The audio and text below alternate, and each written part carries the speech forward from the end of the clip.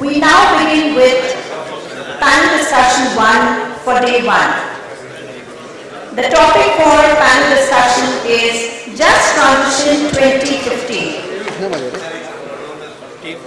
Just Transition is a people-centered response to addressing the climate emergency. The Maritime Just Transition Task Force is an unprecedented initiative set up during the COP26 in Glasgow by the International Chamber of Shipping, ICS, the International Transport Workers Federation, ITF, the United Nations Global Compact, UNGC, and the International Labour Organization, ILO, along with International Maritime Organization, IMO, to ensure that shipping's response to climate emergency puts seafarers at the heart of the solution, supported by globally establishing the Just Transition Principles. We are very fortunate to have an enriching panel here with us today to take the discussion forward. As I briefly introduce them, we have our panelist, Mr. Stephen Cotton, General Secretary, International Transport Workers Federation, ITF, with us, Captain Bilal Ahmed, Chairman, International Maritime Employees Council, IMEC. We have a short recorded message from Mr. Helios Vicente, Director, Employment Affairs, ICS. Mr. Alok Sharma, Group Director, Training, Anglo-Eastern Ship Management Limited, Hong Kong. Captain Naoki Saito, General Manager and Head of Cybersecurity, Maritime Education and Training Certification Department, Innovation Department Division, Class NK. Supported by a very able moderator, Captain Rajesh Tandon, CEO of FOSMA. Before we begin our panel discussion, I invite Mr. Alok Sharma, Group Director, Training, Anglo-Eastern Ship Management Limited, Hong Kong, to deliver the prelude to the panel discussion.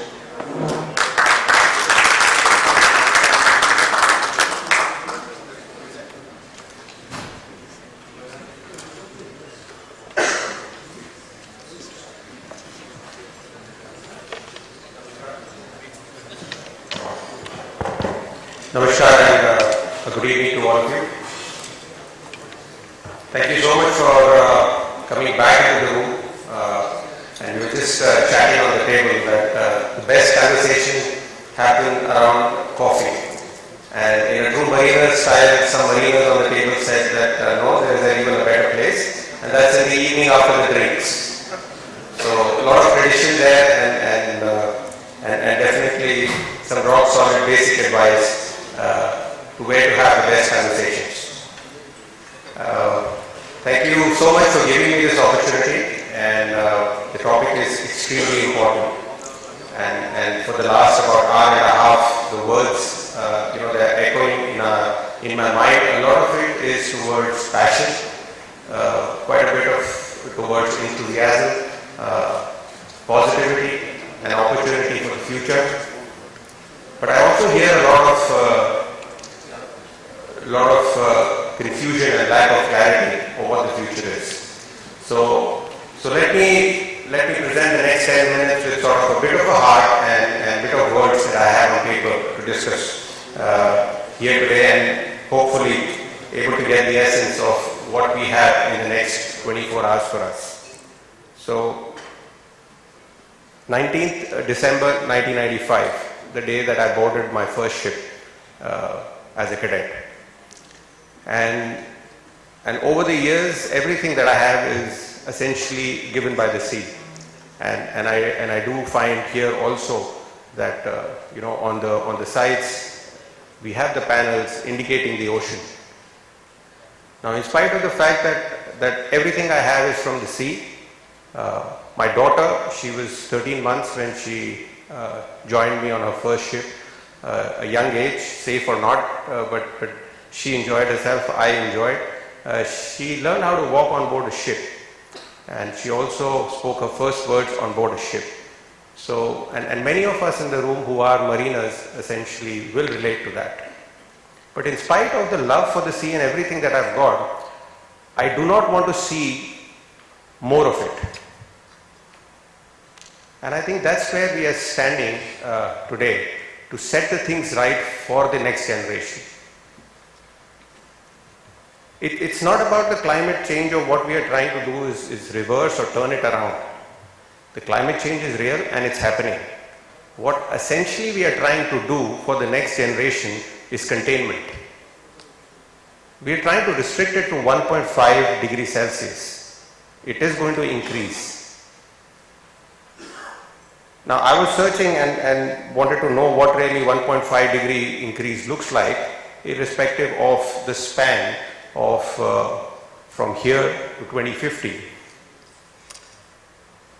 And of course, the climate variance, increase in frequency of heat waves, drought, storms, Panama Canal, some of the situations that we are seeing currently might be from there. And the most significant one is the rise in sea levels. There are many debates out there, but for 1.5 degrees Celsius, it's going to be somewhere between 1 to 2 meters. And that's exactly what I meant, that in spite of all my love for the sea, I would not like to see more of the sea level rising. Now, where do we start on this? Let me just read out something which is according to the ILO for the just transition. And in one sentence, basically it means this means greening the economy in a way that is as fair and inclusive as possible, creating decent work opportunities. That comes from ILO in a simple sentence. Now, how does shipping get into it? And while we were discussing some of the elements in the last 1.5 hours, we also heard the element that we are going to be thrown with a lot of jargon, with a lot of requirements, with a lot of expectations to decarbonize the industry.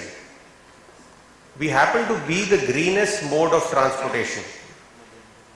The amount of carbon emission that we do per ton, per mile is the greenest in the world.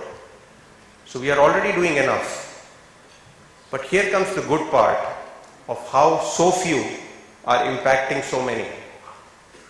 So out of the 1.9 million people who are out as seafarers, essentially we are carrying 90% of the global trade in the world, which is supplying food, medicines, and essentially the shipping industry accounts for 3% of global greenhouse gas emissions. And the volume is the one that we are essentially going after. And what we are seeing today is essentially the most significant transition the shipping industry has seen. And that is about the fourth propulsion revolution, which has essentially come from the wind and the steam and the coal, and then moved on to fossil fuels, and now we go to alternate fuels. Let me also try and attach something that the UN Development Program is essentially bringing out as main issues in collaboration. These four center around lack of clarity and consensus, inadequate data towards the benefits, lack of national capacity to build the requirements, and last but not the least, the investment. At the end of the day, they say it's all about money, whether it's profitable. For me, yes or no. Now, in this kind of a scenario, the Maritime Just Transition Task Force that was made, it was an unprecedented initiative where you have the giants like the International Chambers of Shipping, the International Transport Workers Federation, the United States Global Compact, coupled with the ILO, the IMO, and they came together essentially to put the shipping response to the climate emergency, which puts seafarers at the heart of the solution, supported by globally established just transition principle. Now, many times during the discussions today and tomorrow, and this is nothing new, that we will be putting the seafarers at the center of it all. Now, this happens to be the first sectoral a global sectoral task force that was made, which actually brought together governments, industry, workers itself, also the academia, and their representatives towards a safe, equitable, and I emphasize again, human-centered approach to the transition towards a decarbonized shipping industry. The work of this task force is essentially into a second phase now, where I'm not going to go into the details of the 10-point action plan, but the two projects that are being taken up.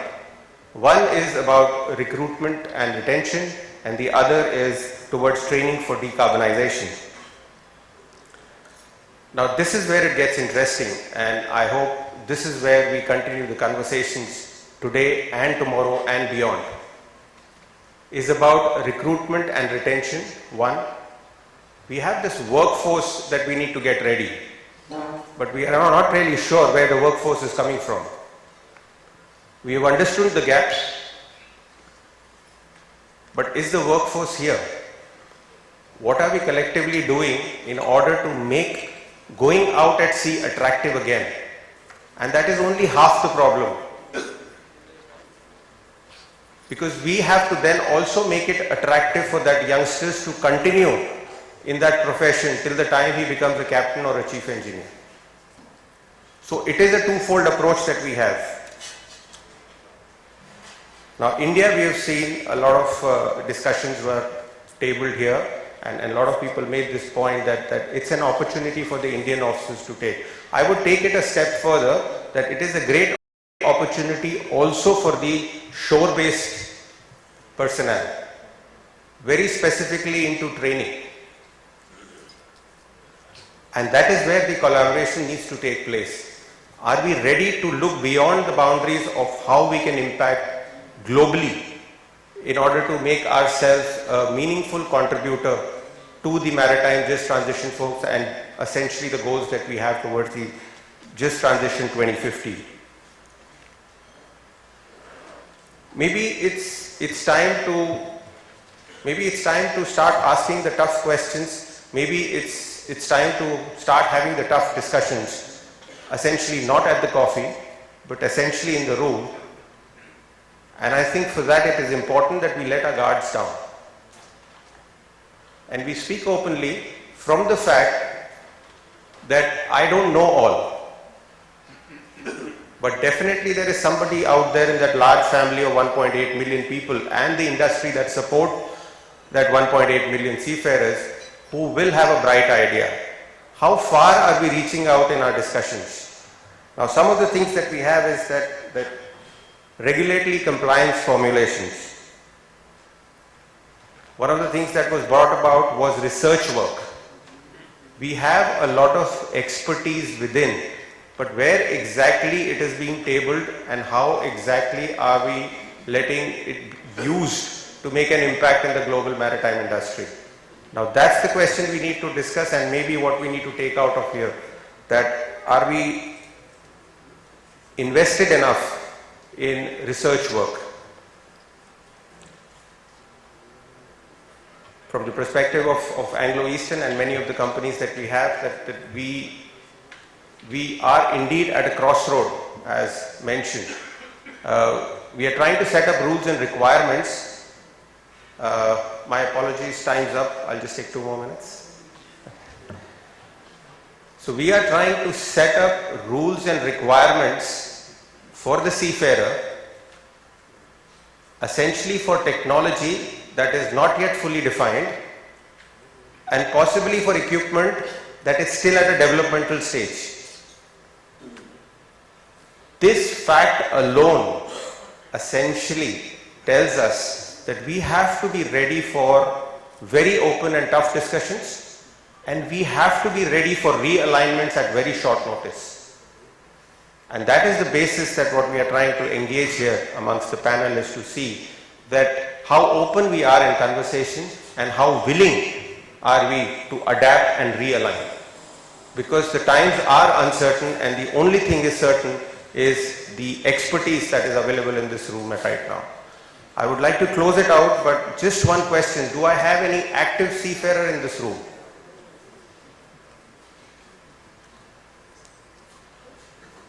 Now, we don't have an active seafarer in this room. And this is, do we have an active seafarer? All right, then stand up and make yourself counted, buddy. You're sailing as? Chief Engineer. Thank you so much. I think if you could just give him a round of applause, please. I'm glad you're here as a representative for the 1.9 million people out there. Thank you so much. And I think if a promise that we can do is that these kind of interactions that we are having, these kind of seminars are being arranged, and it's happening all across. It's a great platform for, so each one of us must take this away, that next time we have a conversation like this, next time we have a debate like this, we need to have the seafarers listen of how we are shaping their future so they can also contribute. Thank you.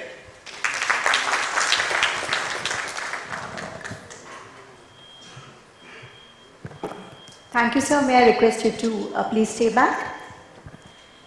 Thank you so very much for setting the premises adequately for the panel discussion. I now request the panelists and the moderators to join us on stage, please.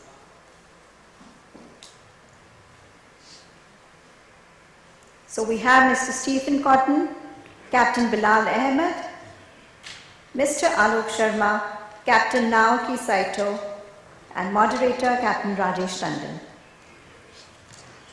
Before we begin the panel discussion, just a few instructions. The time for the discussion is 40 minutes, 10-minute Q&A. Audience can see a scan code on their tables, on their respective tables. So what you have to do is open the scan code of your mobile phone, scan it, and you can put in your questions. If you have any questions for the panelist or the moderator, you can type the questions there, and I'll make it sure it reaches the moderator and the panelist. So thank you, and have an enriching discussion ahead. Thank you. Thank you, Radhika, and thank you all once again for coming back. I'll dive straight into it because I can see the clock is ticking again and right in front of my eyes. I had actually drafted a lot of points over here to speak, but Bilal already beat me to most of them, if not all. But he also highlighted India's responsibility to serve the global maritime manpower supply issues and challenges and supply. So I'll pick it up straight from there. And one of the things that I'm going to hope for that this session is seafarers at the center, as Alok has suggested. So the opportunity for India to emerge as a leading force in global seafarer supply is a low-hanging fruit, which in turn provides further inherent economic opportunities for India. It can enhance employment opportunities, drive technological innovation, attract foreign investments, and bolster the country's reputation as a reliable maritime nation. On a ballpark, India has about 20% of the world's population, but we only supply 12% of the global manpower.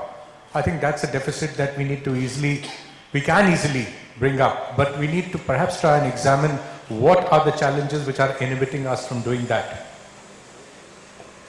By developing standardized training frameworks, I think it has been suggested by Bilal on that we can lead the training standards which can service the entire global training needs in view of the new technologies and the new training requirements that will come about.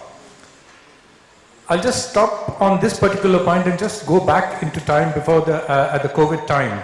During the COVID period, ICS, ITF and IMEC, along with other bodies, showed the power of collaboration, and they brought about an immense synergy in working together and the advantages of making things happen against all odds, against all national restrictions, hurdles and obstacles that were posed in moving seafarers from point A to point B.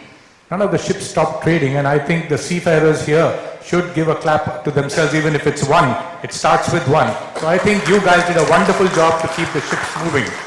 And I would also like to thank ITF, ICS and IMEC for the weekly meetings. I attended some of those meetings and how we were moving those seafarers around. So the opportunity that was identified there has been carried forward, and the just transition initiatives that are rolling out following the COP26, etc., I think the encouragement for this stems from the COVID cooperations that they had. So we actually had Helio Vicente supposed to have come here today, but unfortunately because of certain restrictions he's not been able to join us to make this panel complete in the sense of that task force. But I did send out some of the questions that I had thought of putting to him, and at this time can we get a video recording of what he has sent to us so that we get the ship owner's perspective which ICS represents. Thank you for the invitation to deliver some remarks to this very timely global summit on ship manning and training in India. For those I have not had the pleasure of meeting yet, my name is Helio Vicente and I am the Director of Employment Affairs at the International Chamber of Shipping. ICS is the global trade association representing ship owners and operators through their national ship owners associations and collectively over 80% of the world's merchant fleet. This is an excellent platform to bring us together as an industry to reflect on how to address the collective challenges impacting our global seafaring workforce and also the unique opportunities as we navigate towards 2050. There is no silver bullet, but open dialogue about the issues that we're facing, as well as sharing best practice from the lessons we've learned along the way, is how we're going to solve things. Let me be absolutely clear. For our network of ship owners and operators, best practice entails not only compliance with international regulations, but an evolution in the way we think about the role of seafarers. They are the shipping industry's most important asset by far, and should be at the very top of our collective agendas. We need to decommoditize seafarers, nurture their careers, and continue to increase diversity, as well as prioritize their health and well-being, both physically and mentally. Safeguarding the future of our seafarers is of course a shared responsibility that goes far beyond ship owners. Collaboration is key to success and to seizing the opportunities that present themselves as we continue to shape the future of the shipping industry and the seafaring career as well. We are therefore extremely proud of our strengthened partnership and cooperation with the International Maritime Employers Council and the International Transport Workers Federation, ITF, both represented at this summit today. In June this year, working alongside our partners in ITF and IMEC, we brought together leading voices ranging from government ministers, regulators, ship owners, ship managers, charterers, industry leaders, and technology and infrastructure providers to discuss the requirements for 2050 and beyond. This summit gave us a lot of food for thought about what is required for a successful transformation of seafarers' roles to meet the needs of shipping in the future, including through education and training, building capacity and resilience, recruitment and retention of seafarers, and ensuring, just as important, that any transition is safe, equitable, and human-centric. One of the most poignant moments from that conference came from President Marcos Jr. of the Philippines. He said, I recall, 2015 may sound distant for now, but it will arrive in a heartbeat, so it is crucial that we prepare now. Truer words were never spoken. In the most recent edition of the ICS Seafarer Workforce Report, released 2 years ago, India once again sits among the upper echelon of leading global seafarer supply nations, ranked in 5th place for supply of ratings and 4th place for supply of officers worldwide. Combined, alongside the Philippines, Russia, Indonesia, and China, they represent 44% of the global seafarer workforce. Being among the leading global seafarer supply countries, we see this week's summit in India as one of the first opportunities to fully reflect on some of the follow-up actions we need to take post-Manila. The changing landscape in the lead-up to 2050 presents India with a unique opportunity to place itself at the very peak of the global supply nations. As the global shipping industry transitions to low and zero carbon fuels, India can play a pivotal role. Seafarers' future education is expected to increasingly rely on STEM education, science, technology, engineering, and maths. So we need to draw special attention to strengthening and investing in national education systems to support the future generation of seafarers. Some countries have also established green jobs initiatives to foster and support job creation and skills development. Frameworks such as this will support skills development for decarbonized shipping. Investment in STEM skill sets is at the very heart of the technological revolution which is transforming communities. Shipping is no different. India has been making notable strides on this field, and this will need to continue into 2050. But I would be remiss if I failed to highlight that India is not only a leading seafaring nation. The G20 summit in New Delhi last weekend is a perfect example of India's increasing geopolitical standing.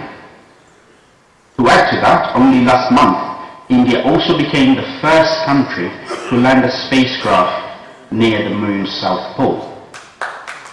With 2050 fast approaching, it is this level of unique leadership and ambition that our industry needs to mitigate the risks to shipping and global trade inherent in industry transformation and the investments and changes that will need to be made to ensure that sufficient numbers of skilled seafarers are available to fulfill the requirements of shipping during the transition and far beyond that.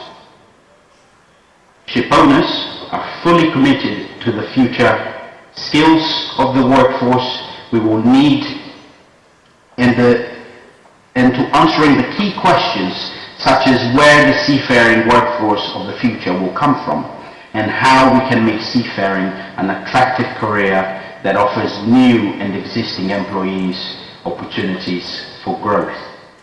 I am confident that the outcomes of this summit will help us move forward that conversation, move forward in our journey to shaping the future of our workforce. I'm also incredibly proud of the shipping industry and the people in it. We all should be. Let us carry on working together to tackle these most pressing issues for our industry. Wishing you all a successful summit, and I sincerely look forward to joining you in person in the not too distant future. Thank you. Thank you, Helio. We'll convey our thanks to Helio. That's a nice speech that he sent us. Where did that come from? Yeah, Steve? Okay, moving on. We've had a brief chat from Bilal in his opening address. We've heard the ship owners' views over there, and some of it came as music to my ears because having been a ship operator and a crew manager for the last 30 years, when ship owners say that they realize their responsibilities towards seafarer training is music to my ears. Anyway, but I'm sure we can move it forward on that.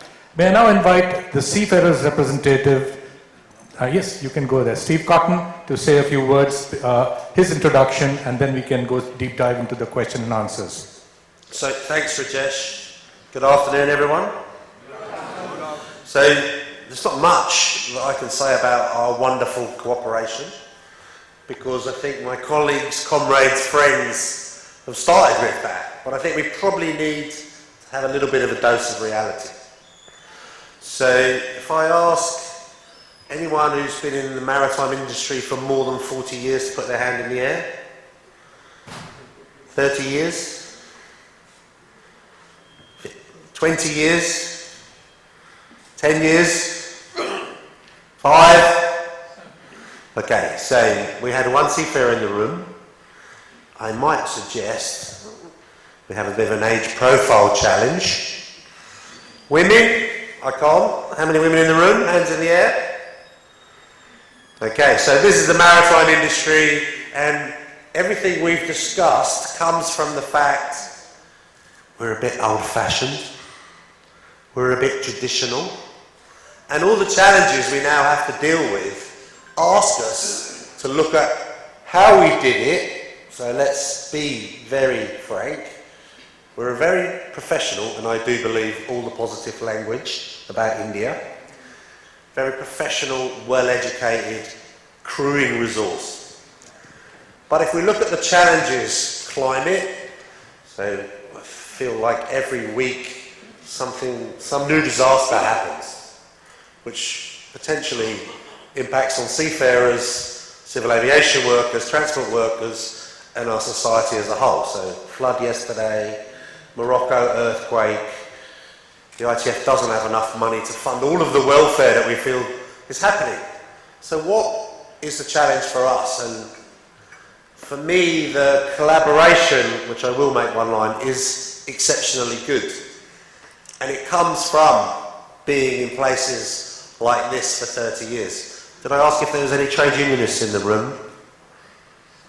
Is there any trade unionists left in the room other than me? That means the former... Oh, there's two over there.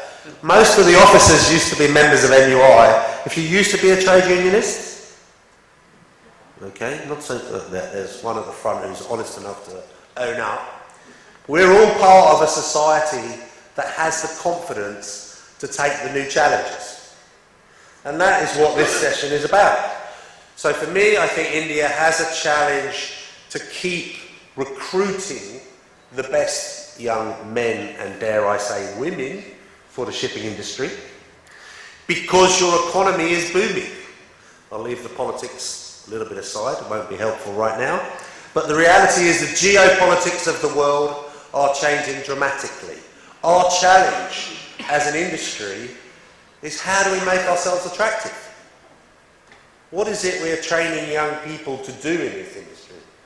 I have trouble with my own members, and I'll be very frank about that, because we love to talk about the history of maritime. Whether you're a seafarers union, whether you're a dockers union, you can remember when you took the strike in whatever year.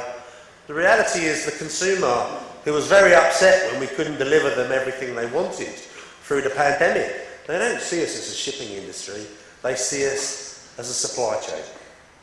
And when we're educating our young people, they want to know what their career is, and they want to know when their career is going to start, and when their contribution... Keep an eye on your time, I forgot to check the beginning, which is always a good excuse. The reality is our challenge to respond to partnership, ship owners, managers, crew agencies, trade unions, is we all have to move a bit, and we all have to define where we need to move. The big challenge, and Helio spoke very well, so I had to throw everything out the window, is what will be the alternative fuels is one part of the dynamic. LNG we see now. Will it be ammonia? Very scary. Will it be hydrogen in whichever form? But to deliver all that, we'll need a whole new supply chain of transition. We need to change the ships. But our biggest challenge, I think, from a shipping perspective, and to look at this, is what is our image? Are we training young people? And I'm talking particularly to this room. India's expectation of its future, and I've been coming here, I've had the privilege of been coming here for 30 years, has never been higher. So we have to aim for another level of professional competency. And if a seafaring is part of being a managerial position, and I know that we're going to have to upskill our ratings as well to deal with the engine room, the new sources of power, how are we going to do that? How are we going to compete in a market where there's more money being, your economy is growing at a tremendous rate, probably the fastest rate on the world, and you have a big population. So Helio's challenge, our challenge today is, how does what the future Indian maritime professional want help us shape what the new profession is? And one bit difficult news, and I think Rajesh was much politer than I'm going to be, one of the issues about seafarers is always been shall I say, how cheap they were.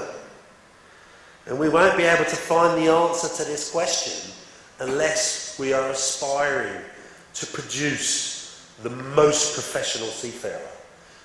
Yes, it will be at a cost. And yes, we know now that young people are never going to go and say, sign me up for a 16-month contract. We have to look at how we employ them, what their benefits are, and what their career opportunities. And that's part of the challenge. So I'll prompt you there and stop there, but I do reaffirm we're in for the long run, and never before have we had the partnership that we have to drive this forward. Thank you. Thank you, Steve.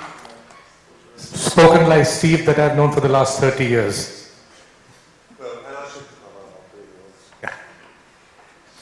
Okay, I think I'm just going to change the format a little bit here. I was going to direct the questions to you straight after your chat there, but I think it will be appropriate if we invite Sato-san to say his bit, because he's the intermediary between the operator, ship owner, and the regulatory, because as classification society, you play a role of auditing, monitoring, and ensuring that standards are complied with. So let's have something from you if you want to give us a little talk before we deep dive into the Q&A.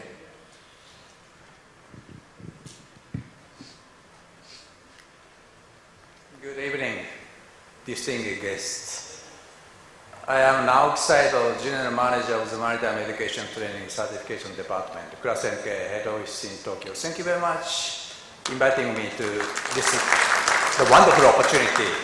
So, not so many class society have the maritime education training department, because so far class society are involved in the technical discussion instead of the management discussion. Our mission is safety, safety, and safety.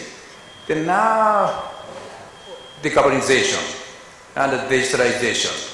So technical discussion is not enough for safety in the future. Then now we are going to be involved in the human resources discussion and operation management discussion.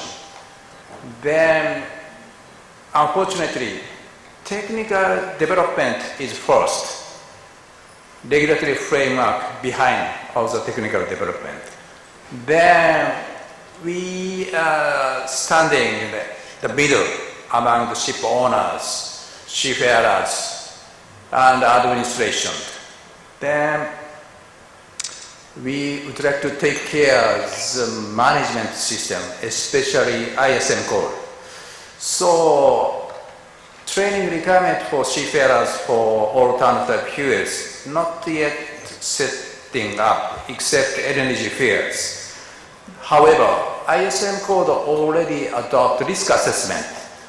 Then the company, if going to the decarbonization, for example, methanol fuels, ammonia, hydrogen in the near future. So risk assessment is necessary.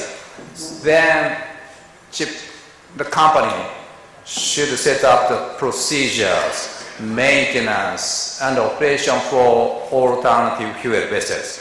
Then we would like to support, contribute to set up the new regulation, new operation procedures, emergency procedures, and education training for seafarers. So this is our point of view for the decarbonization from the seafarers' point of view and also from the class society point of view. I'm so looking forward to this panel session together with this distinguished panelists. Thank you very much. Thank you, Sato-san. Okay, here comes the real stuff now. Steve, I think we have all identified that there is definitely a need to train the people properly and enable them as the new technologies come in. As a seafarer's representative, how would you ensure that seafarers have a voice in the adoption of new technologies and operational changes that directly impact their work environment? Thanks, Rajesh, and thank you for convincing me to come, because India is a very important country for us, and the long relationship, ITF unions, is critical. I think that is our challenge. When I did the age test in the room, and I feel quite young, but I'm not. So how do we capture seafarers, today's seafarers? And our challenge, and both of our unions, MUI and NUSI, have modernised their approach to membership by holding online seminar through the pandemic, communicating in a different way. Guess what? Trade unionists get very nervous about change. Sometimes it has a value, sometimes it doesn't have a value, as in economic value. But we have to find a way to connect to the current generation of seafarers.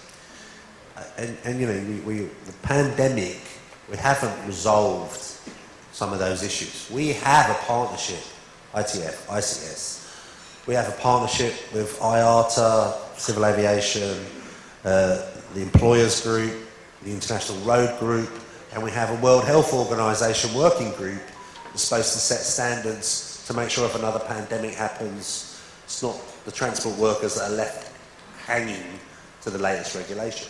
So we have to find a way to talk to seafarers, and under this just transition, I'll try and be as quick as I can, I've got too much to say, as always, we're building country 10-point plans, and we think India should have, under the many bodies that you have, should have a formula, whichever employers group it is, together with the unions, you know, dare I say, together with the DG, the new DG and the government, to actually understand what the current seafarers want, and if, as we believe, your economy is growing so hard, the next generation of seafarer, what qualification and education do they need to have to make them choose maritime or a global supply chain industry where they want to be? Thank you, Steve. I'll park that one here because there is another question that I'll come up with later. But I think my next question flows in from the answer that you've given. I think you answered it partly, but I'll still give you the chance to add some more, if you like, to the question.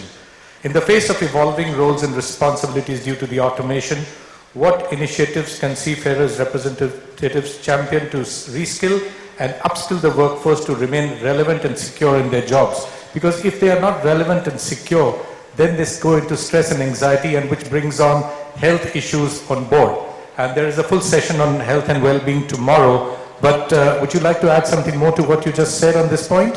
So, as I said, we don't like change, but the ITF recognises technology, so digitalisation should make everybody's life more rewarding.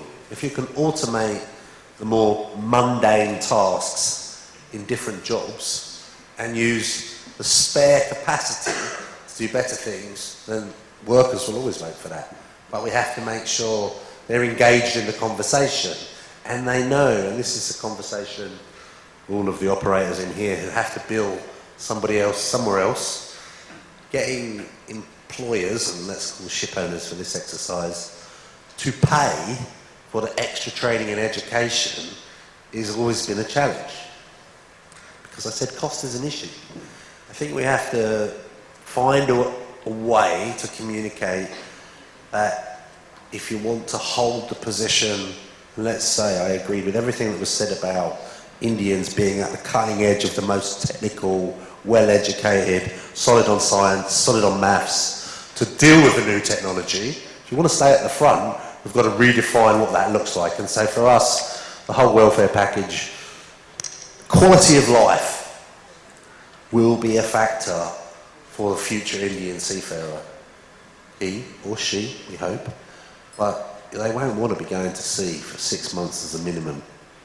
And we need to factor, I think that's what Bilal's point about more and more seafarers. If we have more rotation, we'll need more seafarers. We'll need more land-based support. We'll need more education slots.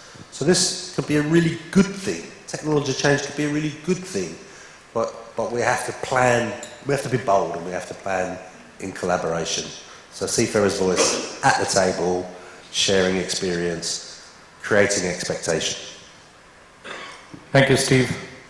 Bilal, before I start throwing my guns, pointing my guns with the questions to you, I think you said it all at your opening address. Is there anything that you would like to add to that now, or should I deep dive into the question straight away? I think let's take the question because I can add while I'm answering. Okay, sure. So how can ship management, and I'm directing the questions to ship management and operators to you because ship owners' perspective, although there's an overlap between you and ICS, how can ship management companies effectively facilitate the seamless integration of new technologies into vessel operations while addressing potential challenges for the seafarers? You know, historically we've seen IMO comes out with a regulation, a model course is made, and it is thrown at the seafarers, attend a 3-day simulator program, and you're expected to know it all. We now have the opportunity to interact and deal with these challenges before we are throwing the seafarers down at the deep end. Thanks, Rajesh. I mean, this particular question will need some time to explain, but let me just try to make it simple. There's a saying, right? If push comes to shove, people will do whatever needs to be done. We have seen during COVID, ship owners put their hands into the pocket and took out as much money as needed to move the seafarers. Otherwise, they will not be able to do the business. And that later on was factored into the freight rates and other things that came about. When we talk of training the seafarers, and we always look at a general view of ship owners is that they're conservative, they don't like to spend money, and they're happy with minimum standards that the seafarers spend their own money to get a certificate and come on board. No longer the case. Mostly. Why? Again, we know that the spectrum of the shipping industry is so large that from the worst operator to the best operators is just a day and night difference. So the operators and owners who are buying new ships with technology that has not even been tried before, spending a lot of money and taking risks, they will put their hands into the pocket to take out the money necessary for training the seafarers. This is a fact. What is going to happen is when the number or the volume of the ships goes up and up and up, and those owners and the operators are reluctant to spend the money for training, they will be forced to do. And as I mentioned in my speech earlier, is that STCW will no longer, and even today, is not, as it is a minimum requirement, is not a requirement for end users like the company that I manage. We consider this, that's a minimum, you must have it, otherwise you don't enter the door. But beyond that, the amount of money that the ship owners are prepared to take out in order to manage their new ships is horrendous. And that is why we have spoken many times, how do we make sure that the people who make those technology on board, the engine makers, the technology companies that push them on board, is made accountable and brings their training, not that we need to spend thousands of dollars to go to Denmark or go to Germany or go to Finland to do the training, but bring it in India, bring it in the Philippines where it is really needed and at a cost that is manageable. And that's what we spoke about working together. So the transition that is needed will happen. But right now, the reality is ship owners are willing, a certain part of the ship owning sector is willing to spend the money to make sure their $100 million ship is safely taken care of. Thank you, Bilal. I think you've answered my next question that I had about simulators being installed in Denmark and Japan and all other, with due respect, sir, installed in those countries and not in the seafarer supplying nations. It is a given that effective communication and collaboration between shipboard teams and shore-based management, particularly in the era of remote monitoring and control, is inevitable. In terms of safety and compliance, what steps will ship operators take to guarantee that the human element remains central to the decision-making process amid increased reliance on data-driven systems? this will be a little bit controversial. When That's the idea. I am a seafarer. I joined sea in 1978. That was pre-ISM code, right? So everything was company and the crew. The crew had a lot of freedom, liberty to make decisions on board. ISM code came and part responsibility came ashore. And that slowly became so entrenched that now a lot of decisions are expected a go-ahead from the office. Now, if you add this with the new technology, where there is every single machinery on board, even the simplest one, has a integrated circuit that has a passcode that cannot be used unless the maker has a so-called master password to open it. What is the result of that? The chief engineer on board or anybody on board actually unable to repair the machinery that he could have done without the little circuit that is added to a mechanical machinery. So your question is how the office and the ship can cooperate.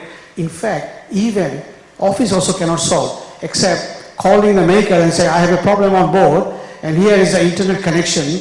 Please connect to that particular machinery on board and fix it. Because it is, even the mechanical overhauling has to be connected to the software that is on board. So I believe the future that is coming, the controls of the seafarers has already been taken away. The control of even the ship managers will be taken away. So when I meant controversial, I'm saying, and he's here, safety, safety, safety, but where does the safety word stand when even the managers do not have that secret password to overhaul or fix the machinery? Thank you, Bilal. But I'll labor on the same question. Between the time that breakdown or that problem occurs and the time you reach out to the makers for their intervention, there is a pressure moment for the seafarers on board. Between that time, the human element is always going to be put to test and the people on board will be stressed. Are there going to be proper, robust procedures to ensure that the seafarer is not victimized to have caused the problem? Because we see a lot of times that the superintendents and the shore-based people say, these people on the ship don't know their jobs. The people on shore, hey, we're all seafarers, we started there, we've come here. Just because we've come ashore doesn't mean that suddenly we become better or bigger or more learned. So let's cut some slack to the seafarers and look after the human element aspect. Would you agree, sir? I not only agree, I fully agree. And I think ITF and us, we are working on blame culture issue for many years. It is difficult. When I sit in my room and something happens, even the ex-seafarers in the meeting room blames the seafarer on board. And it is escapism in some way, but I think the blame culture is to blame, and we need to work on that every single day in every single ship management company. There is no other solution. It will continue to come, but as long as we are aware of it, we should be able to address it. Steve, you want to say something? Yes. I think we have to recognise the unique nature of shipping.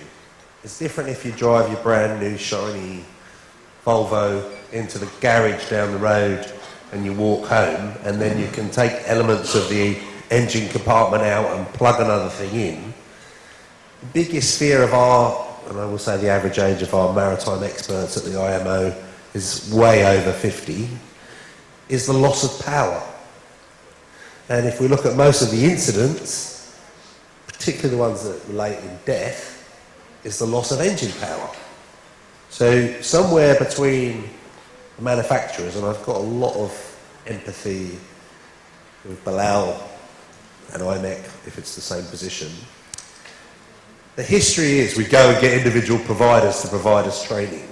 We don't go as the industry and say, this is what we need to be trained in, and this is what we want the training to look like, because the Volvo folks, they want you to be on a service contract. So they guarantee you will go to Volvo because they're the only one that can do the diagnostics. The manufacturing of this new technology is going to be exactly the same. It's a business model. Now, for the unique nature of shipping and the unique nature of this partnership, if the ship owners and the flag states and the regulators back us, is let's back what the standards need to be. And you know, in the description, we don't want idiots. We want clever professionals that are proud to be in a global, international environment. Many people said about their life and what they owe to seafaring. So we have to collaborate to say, let's change this education model. Let's make sure there's no cheating. You know, there's still seafarer schools that give you a certificate that's not worth a certificate, right? So we need the regulators to shut the bad schools, but we also have to decide, not just the seafarers, what is the training we want, and make the manufacturers and make the governments ask the governments in the nicest way to support our model, because you cannot. If it's just about making money, everybody's losing money. So model courses, let's have model courses, but let's agree what's in them and let's test against, because everybody blames the seafarer on board. It's the easiest denominator.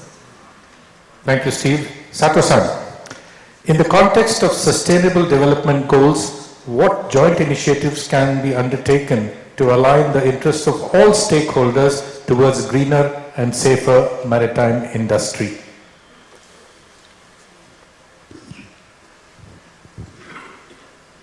Thank you, Captain Rajesh-san.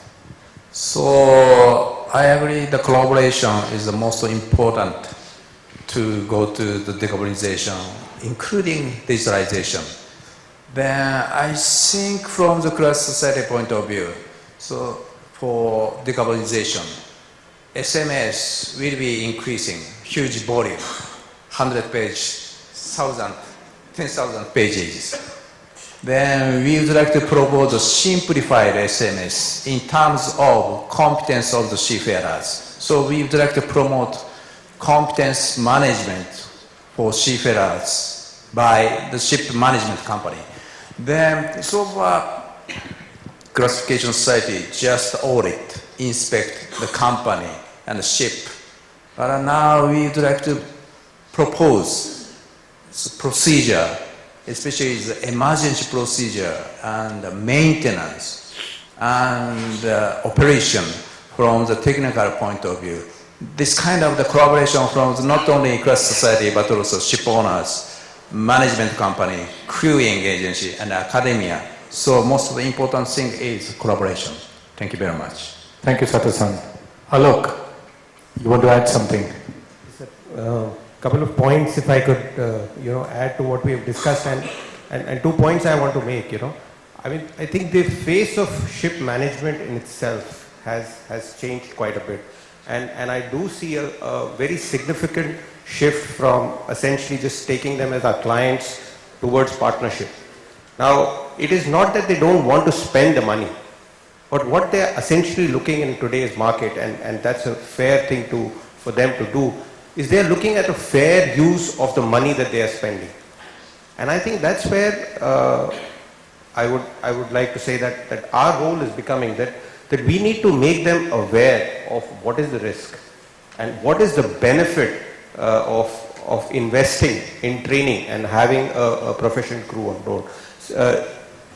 So ship management as such is they are asking us to indicate to them that are we making the best and the most efficient use of the money that they are spending on the ship.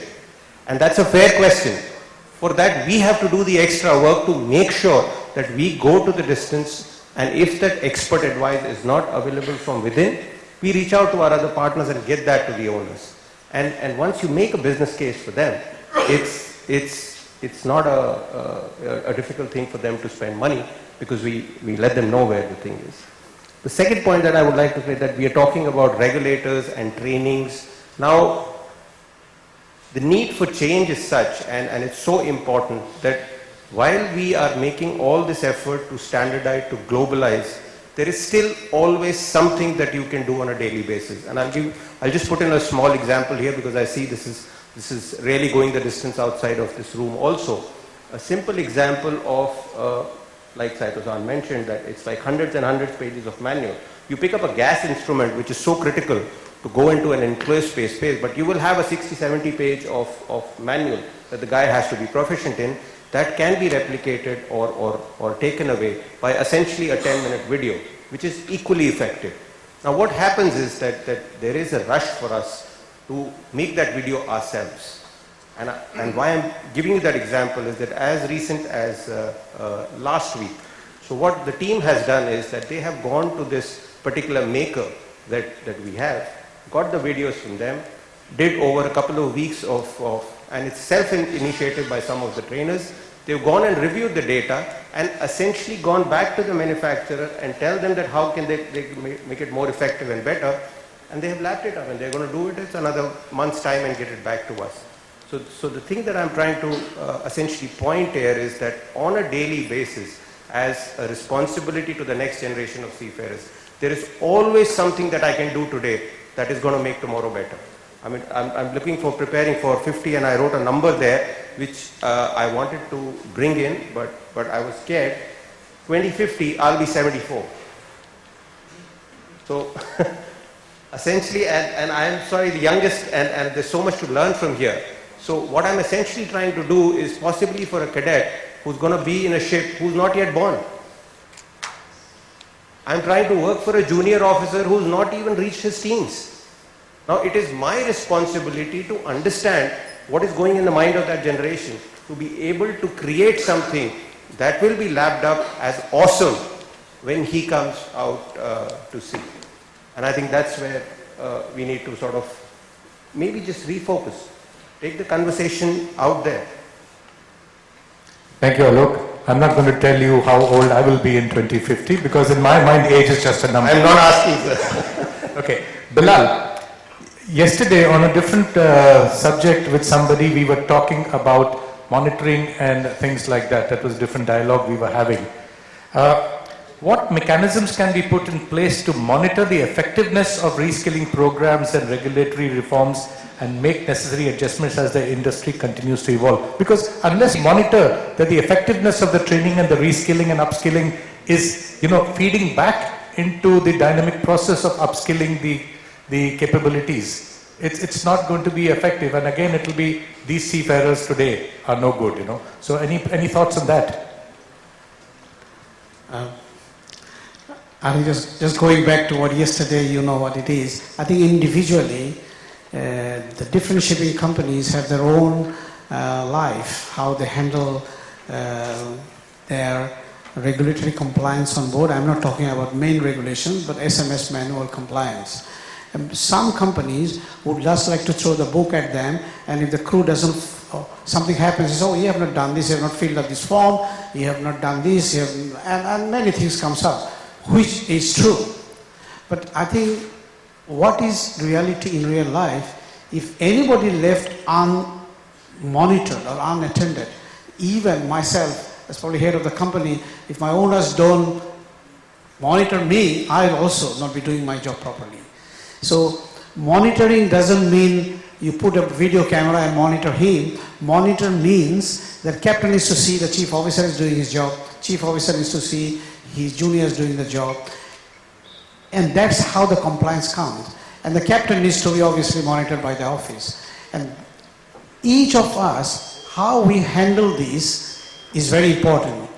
And if we can effectively monitor the crew and officers do their job, then this blame culture will almost disappear. 90% in our company we have seen, we have done some experiment, it goes away. Because if you start a process, monitoring process, in a very normal sense, is I send an inspector, I send an auditor, I send my guys on board and they find 100 deficiencies. And if you start to close those and implement it across the fleet, next time you'll see less number, maybe 50, third time maybe 20. And over a period of time, the regular things that the crew need to do, they will not make those mistakes. And that's what monitoring result comes in. And the word monitoring may not be the very appropriate because sometimes people don't like, but the thing is, if I am not monitored by the ship owner, I will not do my job properly. I know that. Steve doesn't have a boss, but okay. But I think that's what you are essentially was saying, right? I mean, so this mechanism depends on individual companies how you want to deal with this one. Yeah, thanks, Bilal. Thanks for clarifying. I think I should have phrased my question slightly differently. By monitoring, I didn't mean policing. I meant that at least the effectiveness of the training and skilling is to be monitored to ensure that the student has understood what the trainer has taught, and it helps him improve and achieve, full competence and in compliance. That's what I meant. I just want to add, many of us here in the room will find a particular seafarer has been appraised very badly. But he has been with you for 10 years and he has got 10 different appraisals with a good performance. So why is that? Is it one-off? It's because maybe lack of monitoring, maybe lack of supervision meant he just, became slack. And he started not doing things that he should do. It's a human nature. So that's basically what I wanted to say, no? Yes, supervision may be a better word. Thank you, Bilal. Yes, Alok, you want to, being the head trainer in Anglo-Eastern, I'm sure you have some views on that. I'm going to call all you guys my family. So I'm really human element right at the center of it, right? Now, I think what we fail to do, and this is about me, what I fail to do is that when I'm investing my time in that seafarer, I'm actually, or maybe we are wired as an industry to look at the losses, and that's what we want to prevent, right? Because we feel that the loss has happened and now we must make it absolutely watertight so that it doesn't happen again. And what we don't realize is that we forget to do that positive reinforcement. So if you have a PSC detention, all hell will break loose, and for that one owner whose ship gets detained, of course he needs answers. But if you have 88% of the 1400 inspections that you carry out, and you have 86-87% of that, which has gone without any deficiencies, so we don't really appreciate and do a positive reinforcement of a seafarer. And I think that's what we need to do. That seafarer does not require our sympathy. He is doing an amazing job in spite of all that is happening. He picks up his day next day and he goes with the right earnest to make sure that he has an absolute incident, injury-free day with the happiness of the people in his mind. He does that every day. Now, so why are we not looking at the positive reinforcement? And I'm telling you, that's how the game shifts. That once you start doing positive reinforcement of that individual, he'll be more open to your feedback that you're giving him for a failure that has happened in the system. So even the KPIs and the matrix that we talk about, and just to give you an example of how we set the KPI, it's about groundings, collisions, fires. We have also set KPI for a fleet monitoring cell. And what they have done is that they keep scaling it every month and giving the feedback back to the seafarer of how that KPI is working, how his efforts have translated into savings. And that gets the involvement where we are seeing now our captains and chief engineers actually being more proactive than the fleet performance cell. And that's how you change the mindset of the people going forward. And that's where the involvement of the individuals will come, when we start making them a part of the whole journey and not essentially addressing them when we land up in a failure. Thank you, Alok. Steve. Okay, so I have no problem with accountability and responsibility. I think it's a fundamental part of any one of our societal moments or our management teams. But there is a human element. If someone's really good for the last 7 years, is it because they don't get on with the captain? Is it because something's happening at home? Is it because they couldn't get home through the pandemic and the family's chasing them all the time? We have to have a model that is sufficiently flexible to involve leadership skills. I could say this in a room full of seafarers. Not everybody wants to spend 3 months of their life interacting with a very small group of people. So I think we've seen, certainly from the union side, and it's in some of the agreements, the stress of maritime life particularly with technology, so your family is telling they miss you, or heaven forbid the money agent didn't send the monthly payment and they can't pay for everything. Those things also impact on people's performance and well-being. So on one level, yes, we have to have the technical accountability, yes, we have to have new ways of measuring effectiveness, but on the other side, we also have to recognise it's a tough world out there on board a ship, and sometimes you haven't been off a ship or had a day off, maybe a dry ship. Some of us like the odd cold beer. You know, there's things that just not living a normal life. And yes, in some sense, you're earning extra compensation for that, but how do we compensate from that in an emotional sense? How do we give them support? And that's a question for all of us, because that also goes very much to the direction of what does the future seafarer look like? Because young people's expectations are way higher everywhere, global north, global south, than they were 30 years ago when I met many of my good friends in this room. Thanks. Thank you, Steve. Tomorrow we have a full session on health and well-being. I'm going to sit next to you and then we can exchange notes and make notes of where we take this in future. I just have one more segment to cover, which is the industry transformation. With the permission of the organizers, I'll go through this point and then have 3 questions, and with your permission, Kamal. Thank you. Okay. Alok has raised the point, where is the future workforce going to come from? Steve, you have mentioned that people have been coming to India over the last decades now for skill arbitrage more than cost arbitrage. We have proved ourselves over and over again as the inevitable, or the TINA factor, which is there is no alternative and it's an opportunity for us.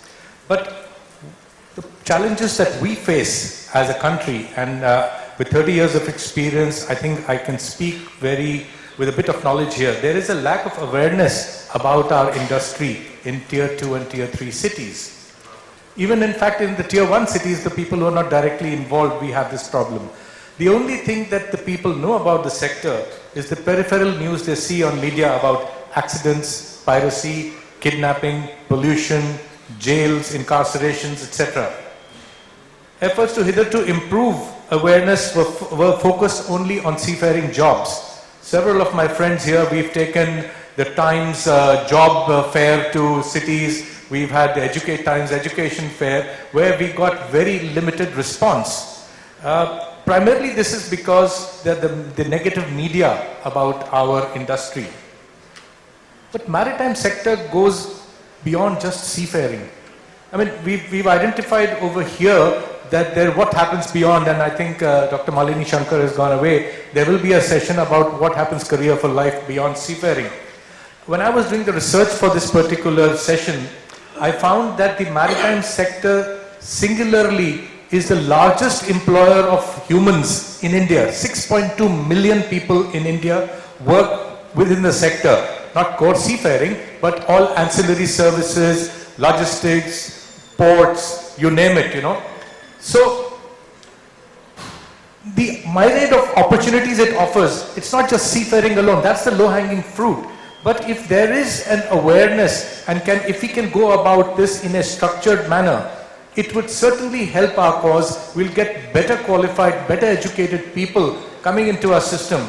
So, can a dialogue between ship owners, ship managers, seafarers representative on one side and the academia on the other side in key seafarer supplying nations help ensuring a dynamic and adaptable maritime workforce? What I mean by this is, can we introduce maritime commerce, maritime technology as a subject in the secondary schools in the year 7, year 8?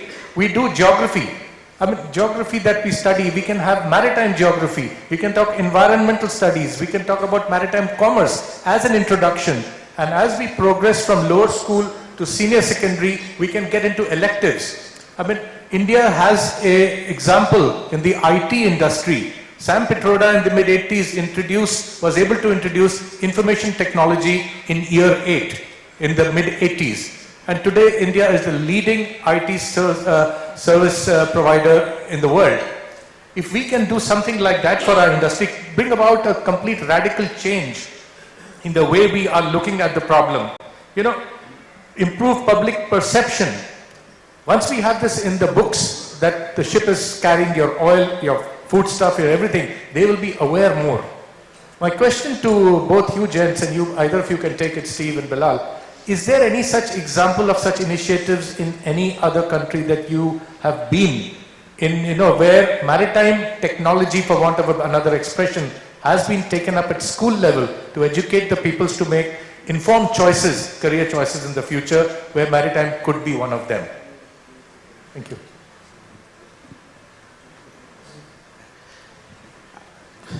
I think the straightforward answer is no, but countries such as Philippines, where IMEC is heavily involved, we do bring the message to schools at an earlier age.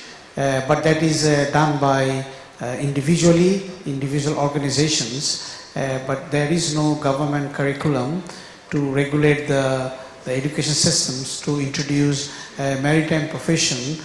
As I think when you talk of secondary school, we're talking about the boys and girls of 12, 13 years old, around that age.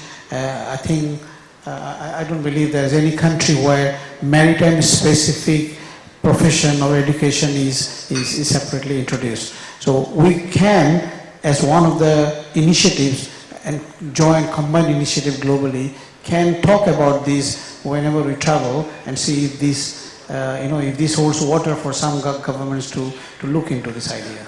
It's a good idea actually to start this in earlier steps. So we have examples in what you would describe as traditional maritime countries where they no longer get seafarers. So for example, in the UK, in Italy, in Greece, they have renewed initiatives to go to find people. And actually, having worked with a number of new UK cadets as part of some of our projects, it's a really cross-section of people that come back to the sea. So there are people that qualified as a teacher and found it boring or didn't want an office job. So there are real things. For me, I think maybe in an encouraging way, but without being too negative, we have to recognise the seafaring community is quite small. So ITF, you don't count the Russians at the moment, had 20 million members before we went into the pandemic, of which maybe 2 million are seafarers. So for a global education, that's a different conversation, that's not so many. So I think for me, globalisation as part of the education, and what does the supply chain do, is something, I think there was a feeling, competency-based training is also attractive. Not everybody wants to be a lawyer, and well, everybody wants to earn what a lawyer earns, but not everybody has the academic or the technical skill to learn all of that. So I think we have to look at education about citizens of the world, because the most amazing thing about maritime is your day is different every day. You interact with everybody, and if you love humanity, it's a fantastic job. But then, how does it fit into academic qualifications? So I think it's really interesting. You want to add something? No? Okay. We have 5 questions from the audience, and I'll take some of them. First question that I'd like to take on is from my dear friend Mr. Milind Kandalgaonkar of NUSI. He says, has the Indian stakeholders collectively informed training requirements even once to the government of India? I think the answer to that is that the DG Shipping only sets the minimum standard, and to that extent, yes, we have jointly participated in all the model courses and the rule making of the training initiatives and the training requirements. I'll invite my friend and colleague Shiv Halbe, my counterpart from MASA, to add if anything he wants to add on this one. Can we have a mic for Shiv, please? You can't be let off from this question because we discuss this a lot. Captain Halbe is the CEO of MASA, the body of manning agents, etc., along with the FOSMA, where we work with the DG Shipping in terms of training standard generation and development. Thank you. To? Skill enhancement. to skill enhancement. His question. Firstly, firstly, Rajesh, thank you very much. What you did just now was out of syllabus. Yes. It was not in. So I plead not guilty. But to answer your question, you will be aware that the industry bodies are represented on the DG's committee for STCW suggestions to change and enhance the STCW requirements. And when I say enhance, it doesn't necessarily mean add, it also means delete, because some of the subjects or topics could be redundant now. And the representation is not only just from, when I say industry bodies, it also includes Company of Master Mariners, Institute of Engineers, Marine Engineers, etc. So it's across the spectrum. As far as skill enhancement is concerned, sir, the first thing is the enhancement of skills sometimes is pretty ship specific, trade specific, etc. And the DG is not directly involved in that. However, I think you are aware that the industry bodies do take a lot of effort in trying to imbibe those particular required skills into the seafarers. That's the reason for running all these value-added courses that we do run, including at your institute where we send people, though I admit not sufficient in number as you would like to see. We admit that. But yes, we do that. Thank you. I hope it answers. Yeah, thank you, Shiv. There is an anonymous question here, and I will direct that to Bilal. For training seafarers with new technology, weeks of training is required. Who compensates for the extra leave? Why do you put me into this? You're the employer's rep representing 250 companies globally, sir. No. That's my question, because it concerns the seafarers. Yeah, I mean, I don't want to talk individual company policies, and we know ship owning and ship operation is a business, so not everybody would aspire to be the best employer and do the best that industry or, you know, that should be done. We have seen, one of the things about shipping is it's not a business that came about yesterday or 10 years ago. Is hundreds of years old, and we knew the Masters Authority 500 years ago, and today is completely different. And same goes for the ship owners and all. Unless things are mandated to the ship owners that you must do this, it is impossible to ask 100% ship operators and ship owners will follow that high standards. So there are companies that has full employment, which means they get salaried every month. There are companies that say, okay, no matter how long it takes, we will give you pre-joining 5 days or 7 days of standby wages. There are companies, when you have a seafarer 2 months on leave, he's spending 1 month for training, and then you say, well, we can't pay you full wages for that month, but we'll have an allowance that we will pay you, which is in most cases is the norm, but that amount is obviously a fraction of what his wages would be. What is the catch here? The seafarers is told, if you don't do this training, you can't join our next ship. So seafarers have to take that option. Okay, at least I get compensated. Accommodation is probably provided by the ship owner or the ship manager. So my question, answer to this is, if a process is not mandated, it will never be 100% done. But at this moment, good operators, good ship owners who likes to retain their people will do something to make sure that they're happy. So that's probably is the best I can do on this. Thank you, Bilal. I think that there lies the answer. Let me just go through this question, Philip, and then maybe we will come back to you. There's a question here from Dr. Malini Shankar, I think before she left. We find that there is a deficiency in seafarers in teaching profession. How do we encourage seafarers to take up training and teaching? I'll try to venture an answer to that. That is a challenge that is plaguing us for the last, I think, 30 years since the training was privatized.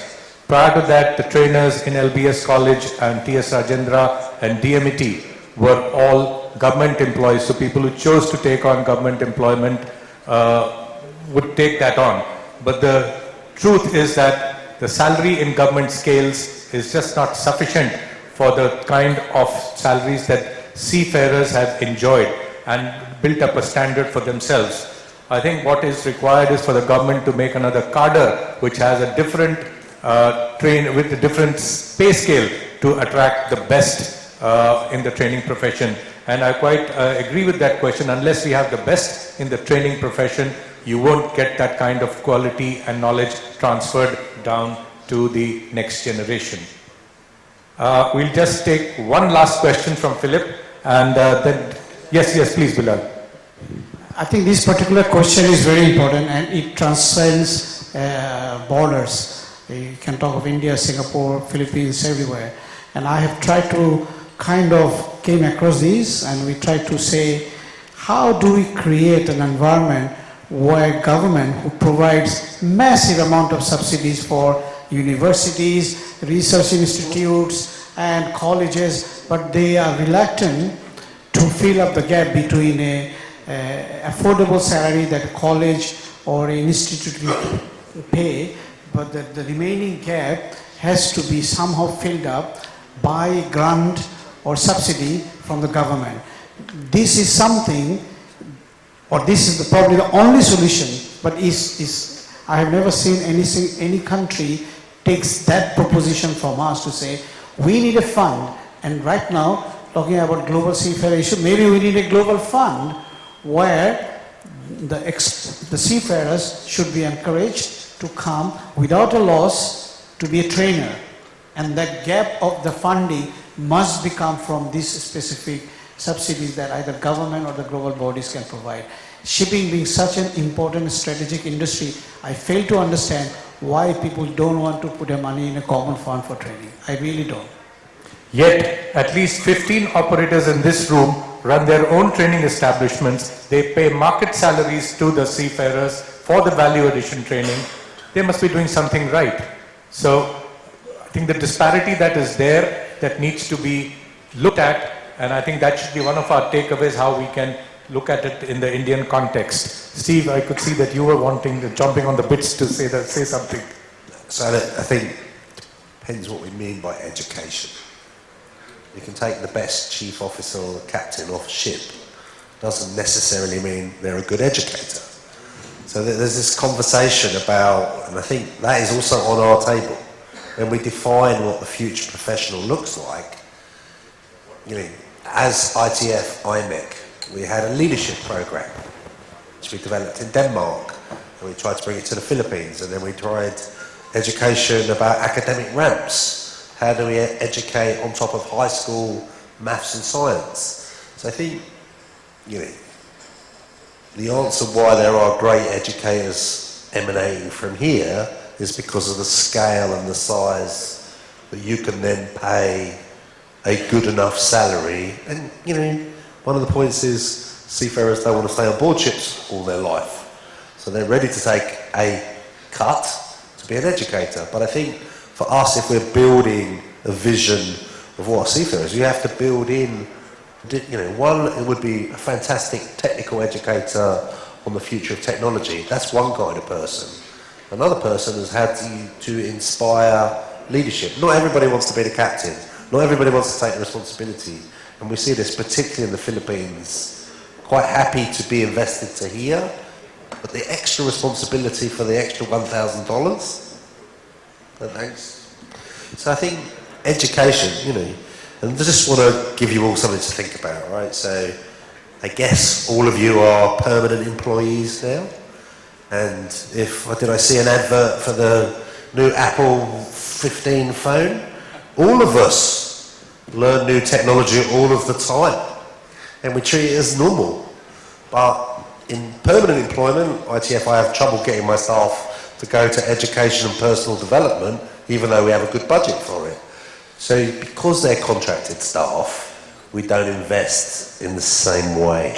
So it's the employment relationship that then creates the education methodology if you really need to have 20 masters by year X, and you know you're going to have them, well, as I said, the ship owner will pay. But we don't do that. We kind of go, today I got this contract, tomorrow someone else's contract. So I think we just look at the employment relationship to build the education methodology. Thank you, Steve. I think one last question, Phil, because I'm mindful I'm 30 minutes over now. So I think he's not going to give me my beer this evening for the meaningful discussion. But Philip. Good evening. I'm Philip Matthews. First of all, thank you for this wonderful session. And I'm very happy to meet my batchmate after 19 years, Captain Naiko Saito. Well, I am totally confused actually listening to everybody. My question is, we are in a disruptive era, first of all. Now, we started with saying the masters had a lot of responsibilities in 70s, 80s, and now ISM changed it. Now further it is going to be changed with remote control operators, ship control centers and whatnot. Well, we are having now seafarers. We discussed just now that from India they are more qualified and all that. With hardly any responsibility on the ship, with more of the responsibilities shifting ashore, we have to look at the job satisfaction of the people concerned. How do we attract the bright youngsters to this career at sea? One thing, when people already know where they are heading for. Today we have shore superintendent, seafarers as superintendents ashore. Any problem on the ship, sack the master, sack the chief officer, sack the chief engineer, sack the second engineer. How do we address these issues? These are facts. I have myself been in Manning now for more than 24 years, but this is the reality we face. Now we talk about skilling, reskilling, de-skilling, bringing them all on the table. But how much is it really practicable? So I would like to have some opinion on this because I am myself a bit confused because I see seafarers with all the technology coming up are still treated as punching bags. I would definitely like to have some opinion on this aspect. Thank you.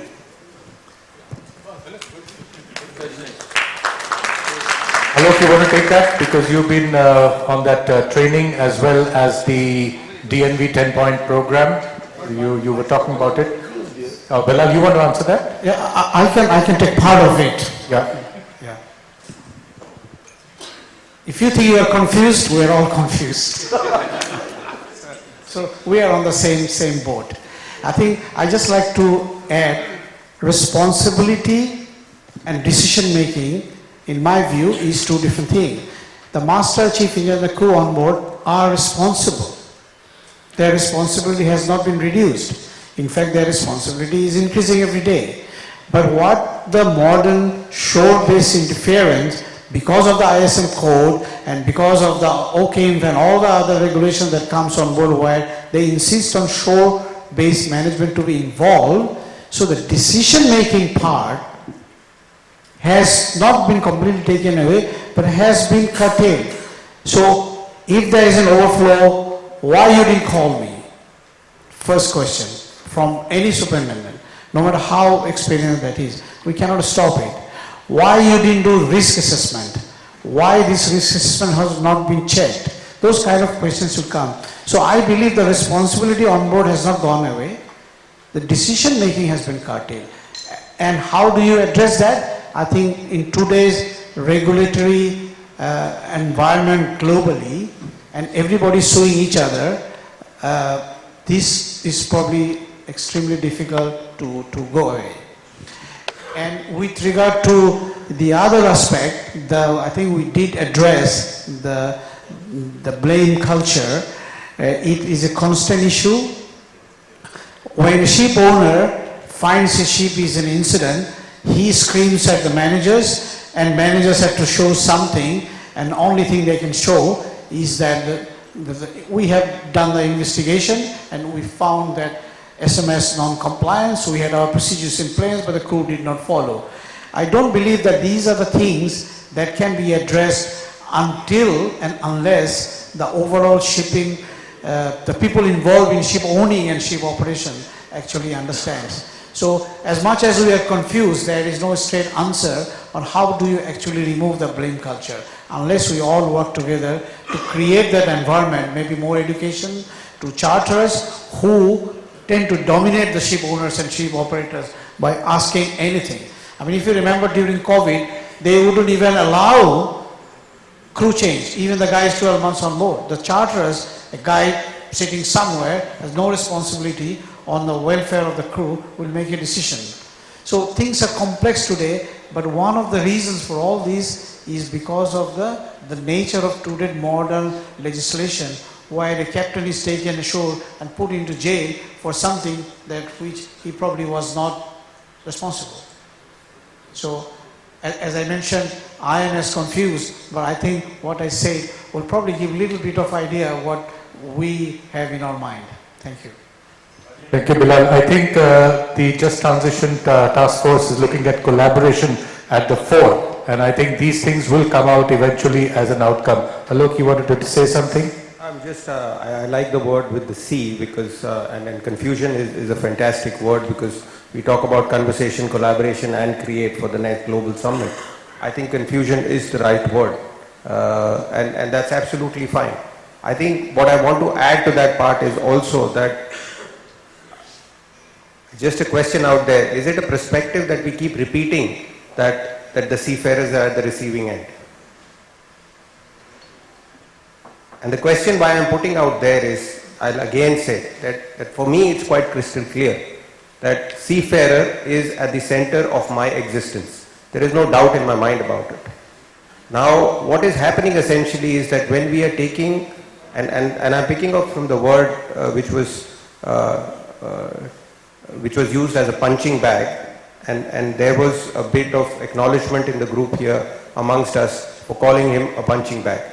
And this is where I want to see, because what we have done is that we have a lot of master mariners, chief engineers who have done their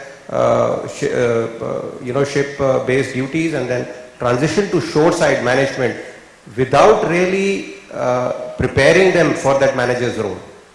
And essentially what they have done is that they have learned on the job from their seniors. And now the conversation is changing. They are being educated on that it's important that what exactly is your purpose here. And the purpose of that shore manager is essentially to support in making sure a master and chief engineers are running a safe and efficient ship. So the conversation is changing. That person is being educated. But if a shore manager is not able to fulfill any of the requirements and his immediate superior actually shouts down at him, it doesn't really help. Because that's what it translates down. So how do we prepare the managers to be able to insulate themselves from the pressure? And we all have pressures. There are many of us, I'm sure, on the phone right now might be dealing some emergencies or some sort of an issue that needs to be addressed in spite of the fact that we are not really in the vicinity of the situation itself. So the conversations are changing, things are changing. And I think we should take upon ourselves as individuals here to keep reinforcing it to every seafarer that we meet, an active seafarer, that yes, you are at the center of it all. You can ask the right questions, but at the same time, if something goes wrong, questions will be asked.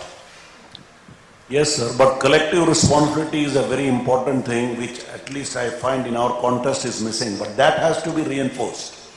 Agree. Collective responsibility, it's like I am, one of the things that we have which we talk about as key insights within Anglo-Eastern, that if you're not part of the problem, you cannot be a part of the solution. So I need to accept that I am part of the problem. And there is no debate after that. And until unless we move over from the fact that I am part of the problem, that is the only time that I can start thinking and working on a solution. Otherwise I keep debating and justifying my existence that no, it's not my baby. So this is how I'm saying is the conversation is indeed changing.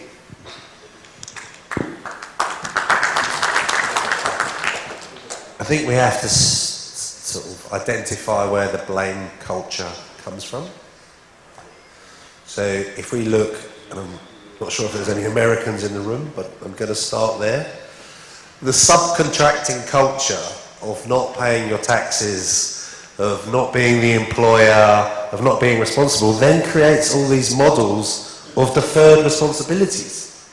Right now, we're having conversations with multinational companies who want to make sure the whole of their supply chain doesn't have any child labour, doesn't have any human trafficking.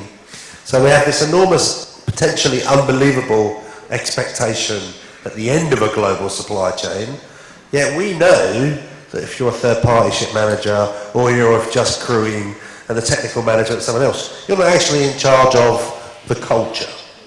So I couldn't agree with you more, and maybe that's what we have to talk about. When our aspiration about what a future seafarer looks like, you have to, like, who hasn't made a mistake? Well, even I'm prepared to admit the ITF makes the odd mistake, right? Do you learn from your mistake?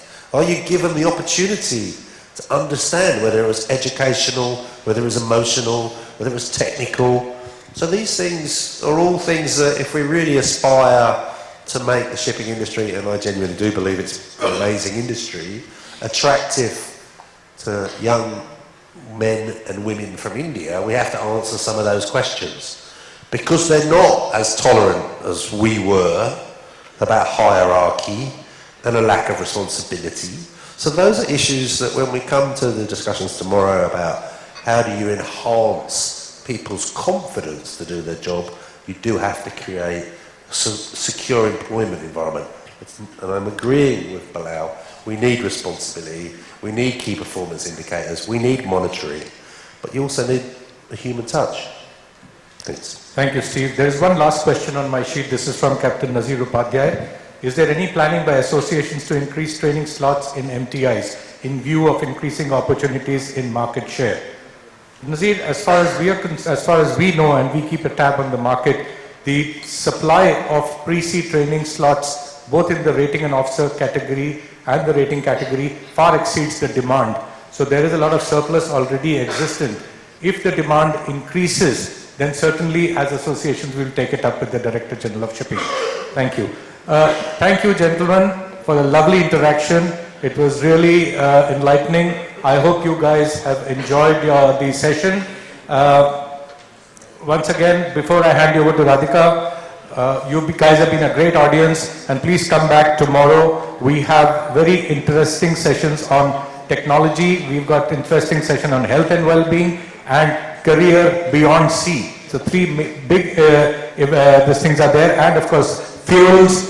I don't have the program in front of me, but I'm sure Radhika will help me out with that. Over to you, Radhika. Thank you, everybody. Should we go away? Go down?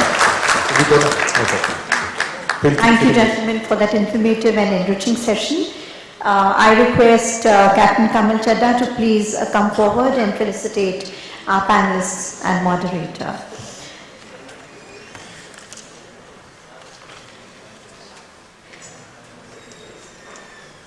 I request Captain Chadha to felicitate our panelist, Mr. Stephen Cotton, General Secretary, International Transport Workers Federation, ITF.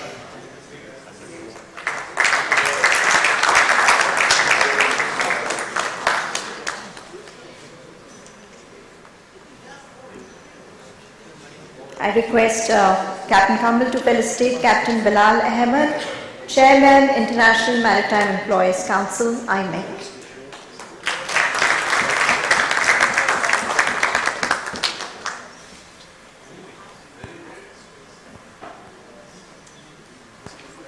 Next we have Mr. Alok Sharma, Group Director Training, Anglo-Eastern Ship Management Limited, Hong Kong.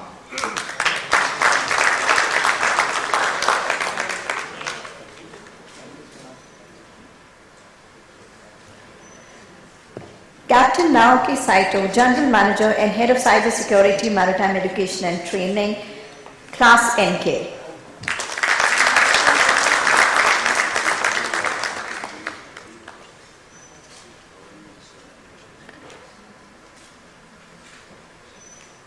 Captain Rajesh Tandon, CEO, FOSMA.